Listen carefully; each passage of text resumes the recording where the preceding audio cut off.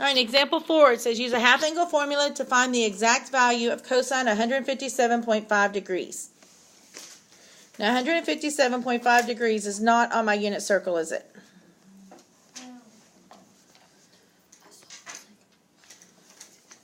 But I know that it's in what quadrant? Quadrant 2. And what is sine in quadrant 2? Positive or negative? So it's going to be negative cosine of, if I double this angle, what's 157.5 times 2? 315.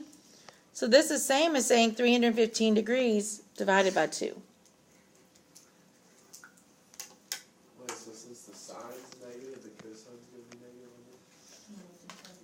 on No, we're in quadrant 2, so that means our answer is going to be a negative here, okay? So I just put that negative, really. I guess maybe I shouldn't have put it right there. Just kind of, I don't know. Because that means when we get to our formula where it's plus or minus, we know we're going to use a negative.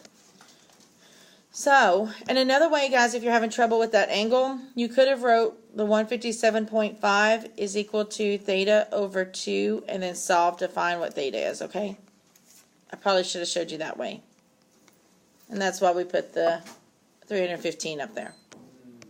All right, so because we know it's going to be negative, and we're doing cosine of theta divided by 2, it tells us that our answer is going to be, it's going to have the square root of 1 plus cosine of our theta, which is the 315, over 2.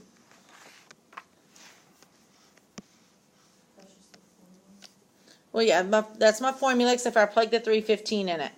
And so then from there, we're just going to work. So we got negative square root of 1 plus, we have to find what cosine of 315 is.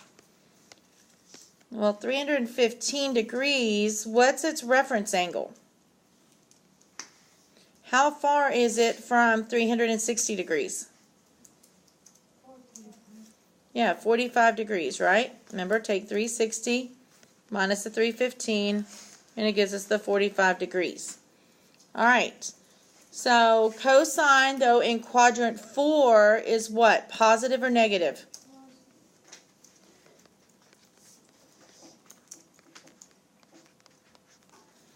All right, so we're going to use our hand to find out what our angle measurement's going to be, or find our ordered pair.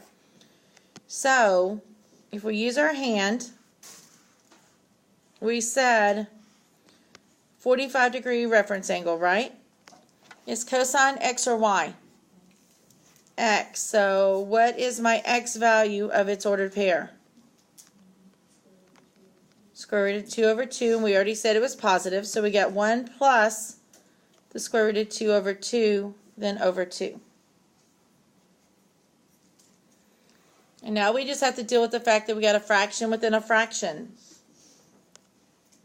So let's if I could get rid of that little denominator, would be good, right? So multiply everything by it. So the negative square root of 2 plus square root of 2 all over 4. But remember, that's all underneath that square root. So I can separate it. That means negative square root of the top over square root of the bottom. And we can't have a radical on bottom, so we just need to simplify it. It's okay to have a radical within a radical. And that gives us our answer.